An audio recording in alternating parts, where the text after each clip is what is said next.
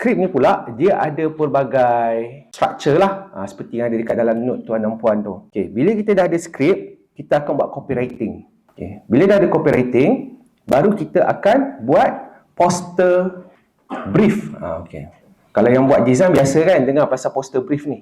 Poster brief tu lebih kepada macam, okay, nak looks macam mana, nak ada visual apa, dekat headline nak tulis apa, sub headline nak tulis apa, logo nak letak mana, konsep poster tu macam mana. Jadi bila kita dapat poster brief, barulah kita akan buat poster prompt ataupun photo prompt. Wah, tak muat.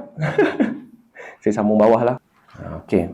Lepas dah ada poster prompt, barulah kita akan buat video prompt.